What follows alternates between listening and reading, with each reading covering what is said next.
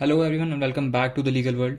आज के इस वीडियो में कंटिन्यू करेंगे हमारा क्रिमिनल लॉ का वीडियो लेक्चर सीरीज और देखेंगे और पढ़ेंगे एक नया एक्ट जो कि है BNS, भारतीय न्याय संहिता। जैसे आप सभी को पता होगा 2023-2024 में हमारी गवर्नमेंट ने एक नया क्रिमिनल लॉ इंट्रोड्यूस किया है। पुराने जो 3 हमारे क्रिमिनल लॉ के सब्जेक्ट्स थे उनको हटा के नए सब्जेक्ट्स, नए एक्ट्स इंट्रोड्यूस किए हैं, जो कि है BNS भारतीय न्याय संहिता, BNSS भारतीय नागरिक सुरक्षा संहिता और BSA यानी कि भारतीय साक्ष्य अधिनियम। अब ये किस किस की जगह पे आए हैं भाई? BNS जो है वो IPC की जगह पे आया है, BNSS जो है वो CRPC की जगह पे आया है, और जो हमारा BSA यानी भारतीय साक्ष्य अधिनियम है वो एविडेंस एक्ट की जगह पे आया है। तो यही जो हमारा क्रिमिनल लॉ आया है इसी को हम शुरू करने वाले हैं नए सिरे से।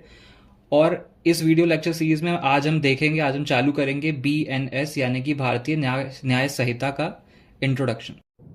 और आज के इस वीडियो से हमारे नए क्रिमिनल लॉ को पढ़ना चालू करेंगे और सबसे पहले देखेंगे BNS। आज के वीडियो में हम सबसे पहले भारतीय न्याय संहिता क्या होता है, ये क्या है, कब आया था, ये जानेंगे, और साथ ही साथ भारतीय न्याय संहिता BNS और हमारा जो पुराना IPC था, इंडियन पीनल कोड, इन दोनों में क्या डिफरेंस है ये भी हम आज की वीडियो में देखेंगे। तो अगर आप हमारे चैनल पर नए हैं और पहली बार हमारी वीडियोस देख रहे हैं तो ज़रूर हमारे चैनल को सब्सक्राइब कीजिएगा और साथ ही साथ बेल आइकन प्रेस कीजिएगा ताकि जब भी हमारे कोई नया वीडियो आता है तो आपको तुरंत पता पड़ जाए।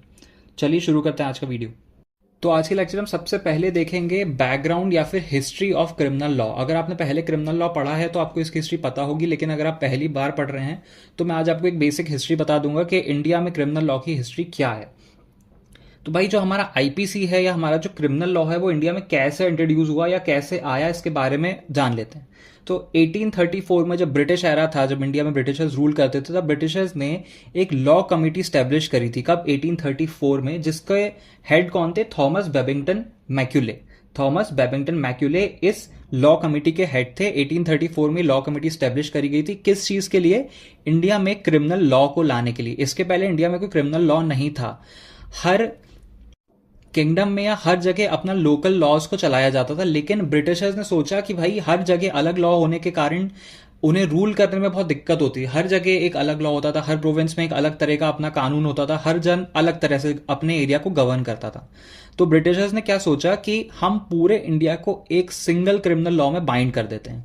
तो इसलिए उनने ये क्रिमिनल लॉ कमेटी फॉर्म करी और वहां से सबसे पहली बार IPC का ड्राफ्ट इंट्रोड्यूस किया गया बाय थॉमस बेबिंगटन मैक्यूले। अगर आपसे कभी भी कोई भी कहीं भी पूछे कि भाई इंडिया में क्रिमिनल लॉ के फाउंडर कौन थे या father of Indian criminal law या फादर ऑफ IPC कौन है, तो आप किसका नाम बोलेंगे? Thomas Babington Macaulay was the father of Indian criminal act या IPC।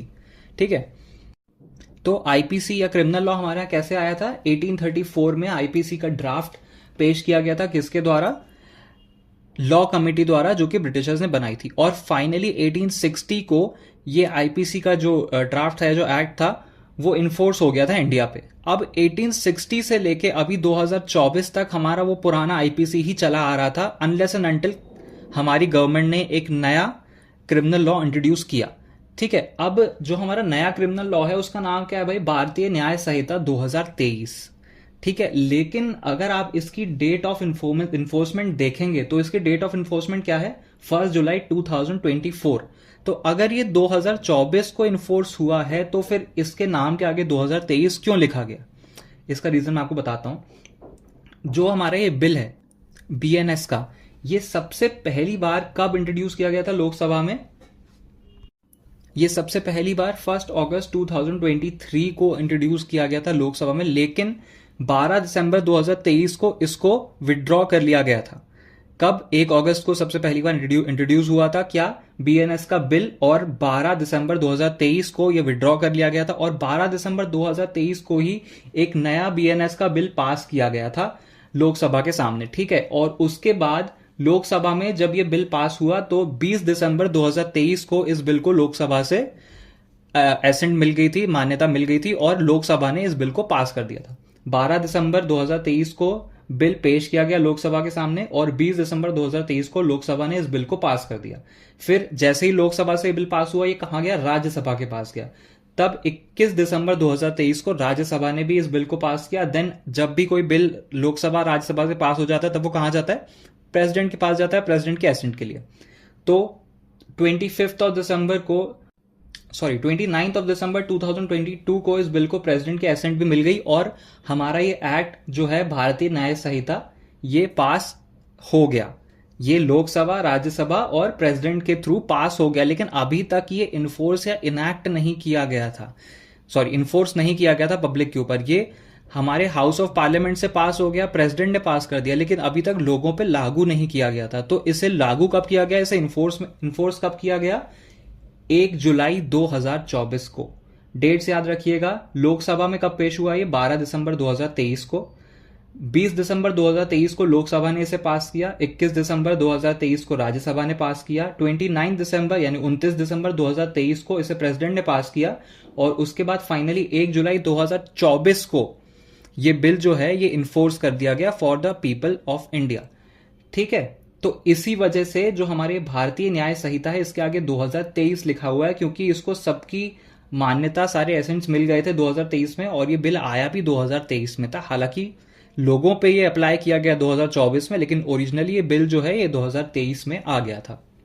तो अगर हम एक जनरल डिफरेंस देखें आईपीसी और बीएनएस के बीच का, तो आपको देखने को मिलेगा कि आईपीसी जो है वो 23 चैप्टर और 511 सेक्शंस में डिवाइडेड है। यानी कि कितने? 23 चैप्टर्स और 511 सेक्शंस में डिवाइडेड है। वहीं जो बीएनएस है वो केवल 21 सेक्शंस और 21 चैप्टर्स और 358 सेक्शंस में डिवाइडेड है। यानी कि आईपीसी में 23 चैप्टर्स थे, बीएनएस में उससे 2 कम चैप्टर हैं, 21 चैप्टर हैं और सेक्शंस बहुत ही ज्यादा कम है। आईपीसी में 511 सेक्शन हुआ करते थे, जहां बीएनएस में अभी केवल 358 सेक्शंस ही हैं। जो नंबर ऑफ सेक्शंस थे उसको बहुत ज्यादा घटा दिया गया है, लेकिन कंटेंट उतने का उतना ही है जितना पहले था। वही सारी चीजें जो पहले थी वो अभी भी हैं। कुछ माइनर चेंजेस किए गए, तो उसके बारे में आगे मैं आपको बताऊंगा। इसके अलावा आईपीसी के अंदर अगर आप देखते थे तो चैप्टर 2 में आपको जनरल एक्सप्लेनेशन देखने को मिलता था, जो कि सेक्शन 6 से लेकर आई थिंक सेक्शन 52 तक दिया हुआ था। लेकिन अगर आप बीएनएस में आएंगे तो जो सेक्शन 3 है उसके अंदर आपको पूरा का पूरा जनरल एक्सप्लेनेशन देखने को मिल जाएगा। सेक्शन 3 के अंदर पूरा जनरल एक्सप्लेनेशन उनने सेक्शन 3 सब क्लॉज 1 2 3 4 ऐसे करके पूरा जनरल एक्सप्लेनेशन वहां पे दे दिया हुआ है।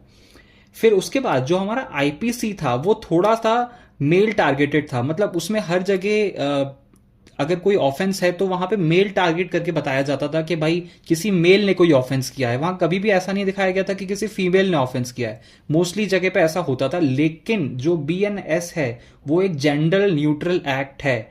यहां पे आपको कहीं भी ही देखने को नहीं मिलेगा। जैसे आपने पहले देखा होगा आईपीसी में हर जगह ही लिखा होता था, यहां पे आपको ही देखने को नहीं मिलेगा। ये एक जेंडर न्यूट्रल एक्ट है और ये कॉमन है आदमी के लिए, औरत के लिए और प्लस ट्रांसजेंडर्स के लिए भी। ठीक है, अब इसके अलावा बीएनएस जो है इसमें कुछ नए ऑफेंसेस को इंट्रोड्यूस किया गया है। बीएनएस में 20 नए ऑफेंस इंट्रोड्यूस किए हैं, जिससे कि हमारा जो क्रिमिनल लॉ है इसकी लाइबिलिटी और भी ज्यादा बढ़ जाती है। लोगों की लाइबिलिटी बढ़ जाती है क्राइम के तरफ। ठीक है, 20 नए ऑफेंसेस ऐड किए गए हैं। साथ ही साथ जो हमारा पुराना आईपीसी था उसमें से 19 पुराने प्रोविजंस डिलीट भी कर दिए गए हैं। कुछ माइनर प्रोविजंस पुराने 19 डिलीट किए गए हैं और 20 नए ऐड भी किए गए हैं। साथ ही साथ पनिशमेंट में भी कुछ मेजर चेंजेस आए हैं। 33 जो ऑफेंसेस हैं उसमें जो इम्प्रिजनमेंट या जो पेनाल्टी है उसको इंक्रीज कर दिया गया। अगर कहीं पे 1 साल की इम्प्रिजनमेंट और साथ ही साथ 500 रुपए फाइन था तो उसको बढ़ा के 2 साल और 1000 रुपए कर दिया, या ऐसे ही जो भी फाइन्स और पेनाल्टीज थी उनमें थोड़ी थोड़ी बढ़ोतरी कर दी गई है। ठीक है, इसके अलावा 83 ऑफेंसेस जो हैं उनमें भी फाइन्स को इनैक्ट कर दिया गया, मतलब फाइन्स को इनहांस कर दिया गया है। जहां पे अकेला फाइन या फिर फाइन के साथ इम्प्रिजनमेंट था वहां तो दोनों को बढ़ाया ही गया है। साथ ही साथ 83 दूसरे सेक्शंस में भी जो फाइन्स हैं उन्हें इनहांस कर दिया गया है। फाइन्स में बढ़ोतरी हो गई है। पहले जो 500,000 रुपए फाइन देखने को मिलता था अब वो बढ़ के और भी ज्यादा हो गया है।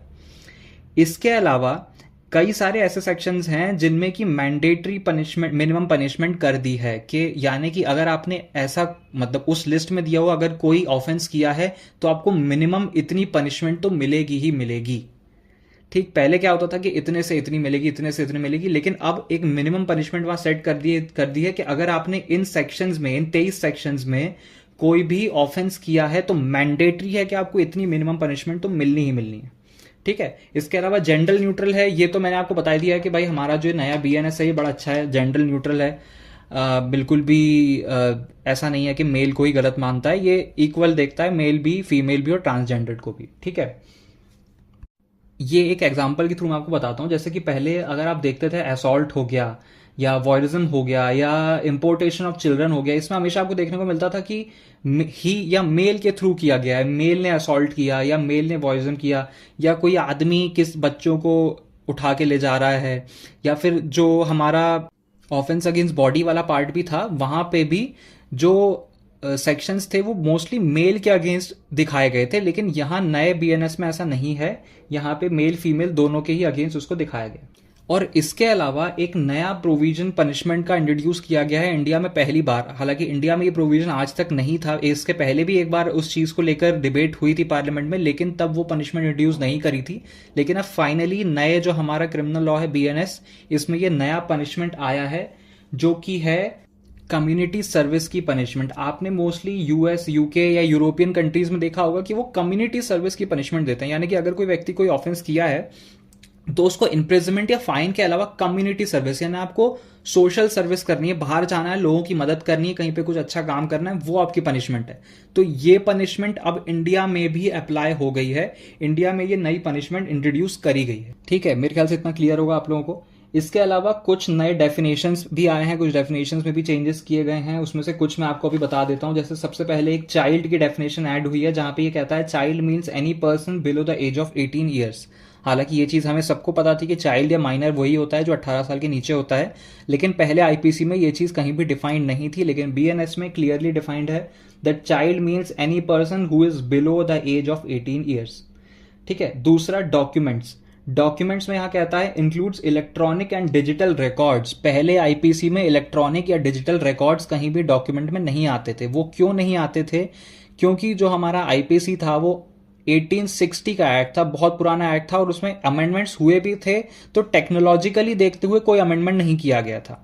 लेकिन पहली बार टेक्नोलॉजी को देखते हुए क्रिमिनल लॉ में कोई अमेंडमेंट किया गया है, और केवल आईपीसी में ही नहीं, हमारा जो नया एविडेंस एक्ट है यानी भारतीय साक्ष्य अधिनियम है, उसमें भी इलेक्ट्रॉनिक एविडेंस को जगह मिली है। जैसे यहाँ डॉक्यूमेंट्स में इलेक्ट्रॉनिक रिकॉर्ड्स और इलेक्ट्रॉनिक डॉक्यूमेंट्स आए हैं, वैसे ही वहां भी इलेक्ट्रॉनिक रिकॉर्ड्स को ऐड किया गया है। यानी आपके चैट्स हो गए, ईमेल्स हो गए, रिकॉर्ड वॉइस मेल्स हो गए, रिकॉर्ड्स हो गए, कॉल हो गई, ये सब के सब, या कोई भी ऐसी चीज जो कि इलेक्ट्रॉनिकली या डिजिटली आपके पास स्टोर्ड है, उसको आप कोर्ट में as a evidence, as a document produce कर सकते हैं। ठीक है, इसके अलावा तीसरा जो है वो है जेंडर। बार बार जेंडर वाली चीज आ रही है, जेंडर वाला एक नया इनने डेफिनेशन भी ऐड कर दी है दैट जेंडर इंक्लूड्स ट्रांसजेंडर। अब पहले जेंडर में आदमी और औरत को इंक्लूड किया जाता था, अब एक तीसरा भी ऐड कर लिया, ट्रांसजेंडर। ठीक है, आदमी भी है, मेल भी है, फीमेल भी है, ट्रांसजेंडर भी है। ठीक है, चौथा जो है वो है मूवेबल प्रॉपर्टी। मूवेबल प्रॉपर्टी पहले हमारे यहाँ आईपीसी में नहीं दिया हुआ था, सीपीसी में दिया हुआ था, सीपीसी में अभी भी दिया हुआ है, लेकिन आईपीसी में नहीं दिया है। आईपीसी में जो मूवेबल प्रॉपर्टी की अब डेफिनेशन आई है वो कहती है movable property covers property except land and attached item. Movable property में वो सारी प्रॉपर्टी कवर होगी, सारी ही प्रॉपर्टी कवर होगी, एक्सेप्ट कौन सी? या तो कोई जमीन या फिर कोई ऐसा आइटम जो कि जमीन से अटैच्ड है।